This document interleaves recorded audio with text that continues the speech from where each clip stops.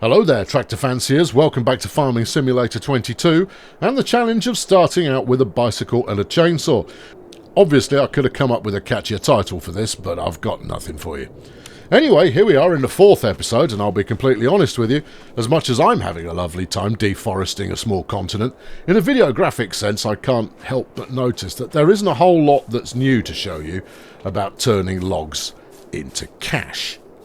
That said, when reviewing my latest footage of lumberjacking excellence, I couldn't help but notice that were one to routinely cut down trees at night, the whole thing takes on a slightly different tone.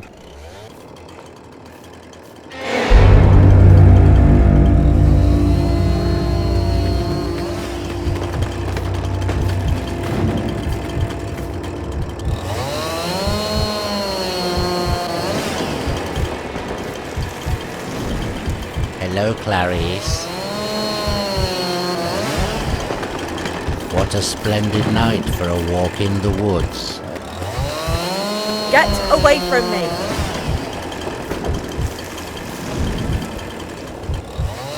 Perhaps you'd like to join me for a little soaring. I'm just addressing some of this foliage.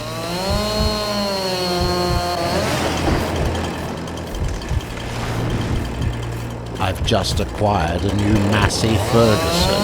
Would you like to see it?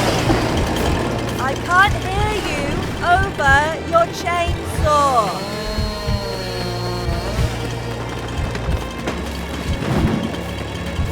Goodness me, this is a stubborn one. I'm going to have to take my chainsaw to it.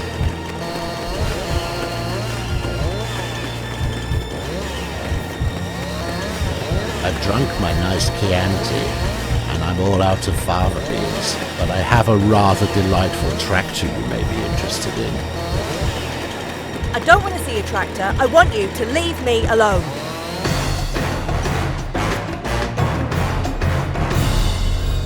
December. In the spirit of moving things along, the month of December was nothing but a continuation of the logging fiasco you have witnessed thus far. Yes, there were some incidents of the tractor falling over, but I think we've rather exhausted the ha-ha, my tractor fell over jokes. Obviously, I'll be making further ha-ha, my tractor fell over jokes in the future, but let's not overdo it. January. In January, as a break from the norm, there was no break from the norm. I cut down trees, I sold them to the wood people, and the tractor fell over. February. On to February. Trees, logs, wood people, tractor falling over. I think you get where we're going with this. Anyway, let's get past that onto the bit you actually want to see. That's right, it's spreadsheet time. The good news is that with the exception of November, where I invested half the day faffing around with the wrong tractor, I've increased the farm's income every month. Part of that comes down to working faster after figuring out more effective ways of getting the job done. The other part comes down to, well, okay, yeah, it all comes down to farming less in the style of a total wazzock. I've also managed to get costs under control by not just splashing everything I've earned on something shiny and exciting. We're now 7 months in and I've accumulated a fortune totalling a shade over 200,000 spondulics. With further curtailing of my more impulsive side, I'll have the debt cleared in no time flats. Ooh, I've got money. I'm going to throw away this rental tractor and buy myself a pimp-modded Massey Ferg MF7718S, where the S stands for yes. It's also high time I started ripping up these stumpy bits to turn this land into something actually viable for agriculture, because I'm all about the culture. You see, the thing is, I've watched quite a few videos of people going, I started out with nothing and now I'm going to turn it all into a viable economic business just by doing lawn mowing.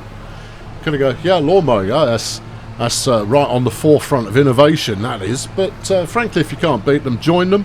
And I know all too well the beauty and majesty of strapping a lot of mower onto your tractor, making the grass fall on the floor and then turn it into bales, let it sit for a bit, and then you've got the silage, which goes for quite a pretty penny if you sell it in the right month.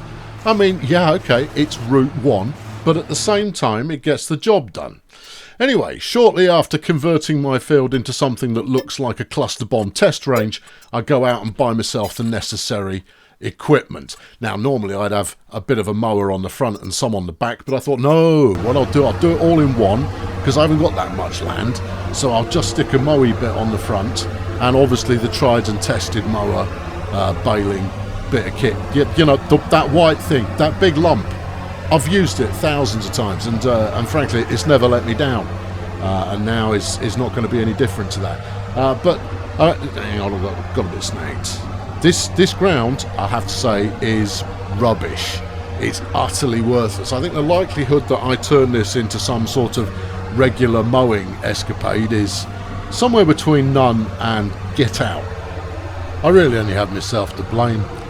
I knew the land was a lumpy potholed hellscape before I started, and yet I still opted to try and do things the quote-unquote easy way, rather than mow, then use a windrower, then bale it all up in a nice controlled manner.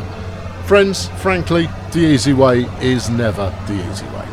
By doing it in the all-in-one method, I also ensure that my bales are going to end up scattered all over the joint, which will make gathering them up all the more dynamic. Anyway, the first bale's popping out right about now, and I don't know if I caught hold of a smurf or something along the way.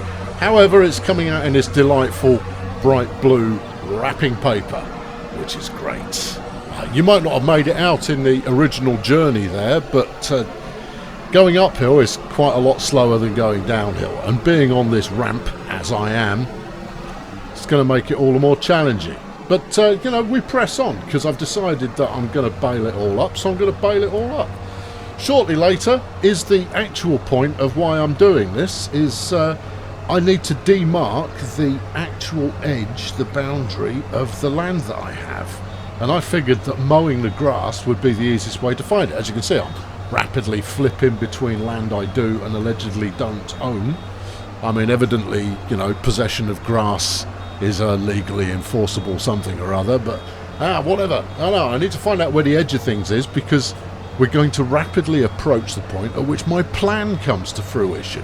What is the plan? I'm not going to tell you what a plan is, but I've got a plan and I need it to come to fruition. Frankly, I need to build some stuff on my land, and therefore knowing where it is kind of important.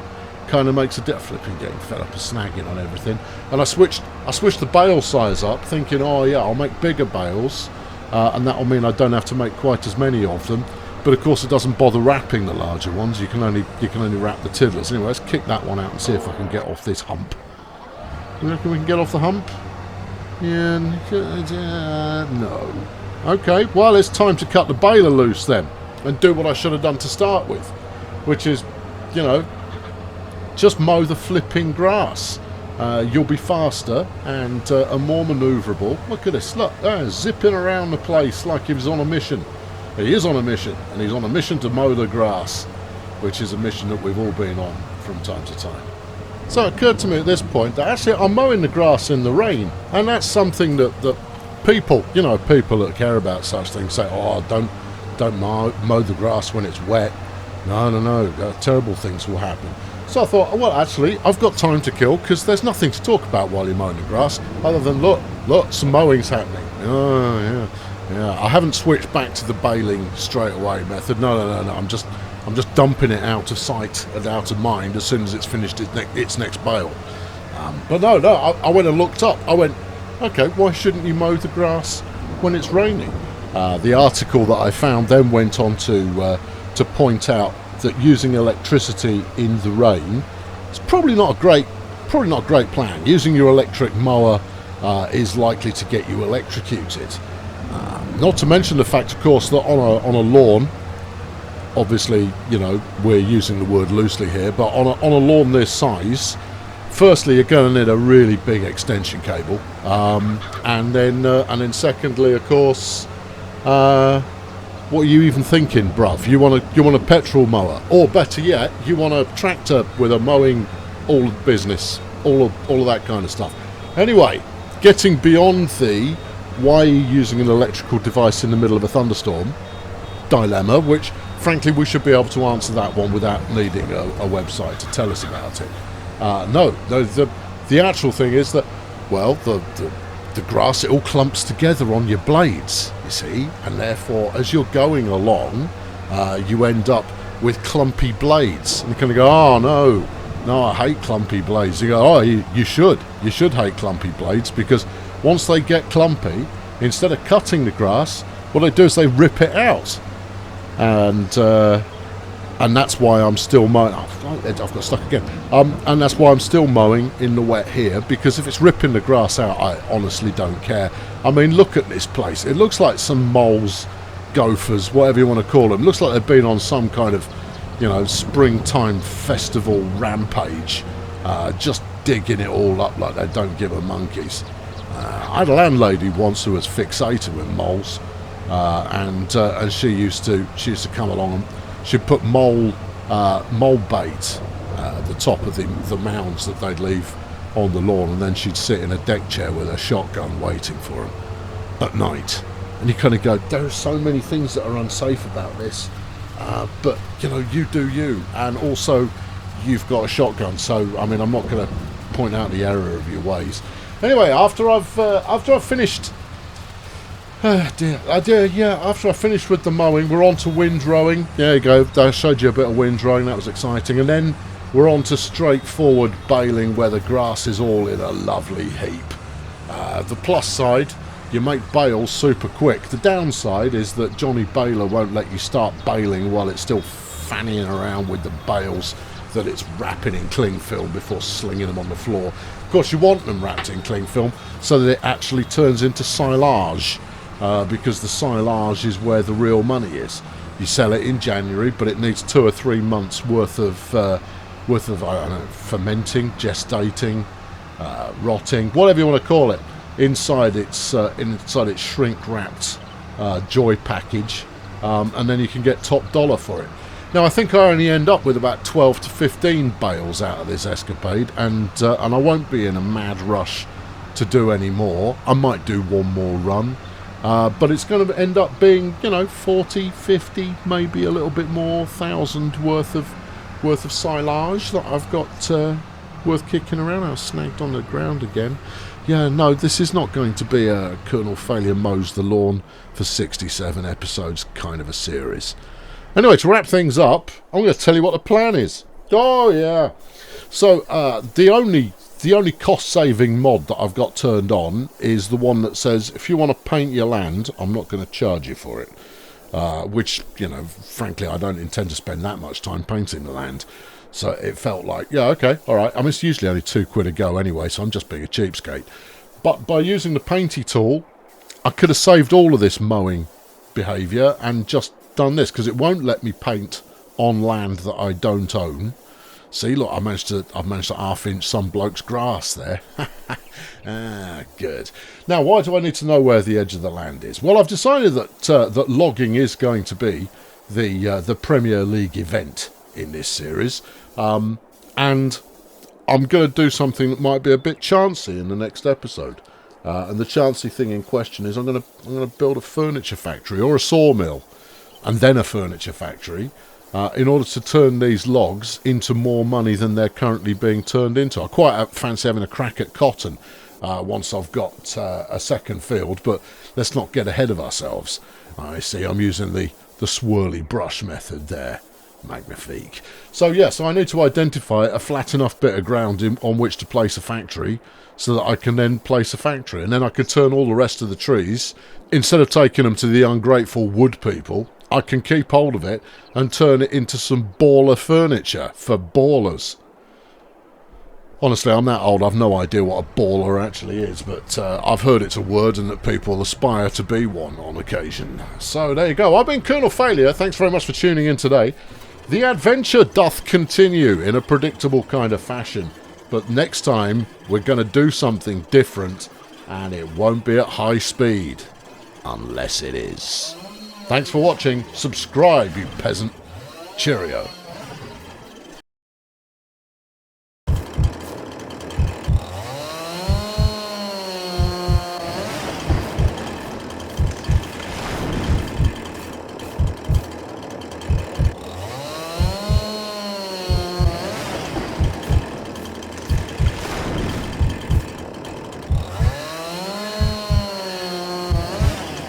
for the last time, my name is not Clarice.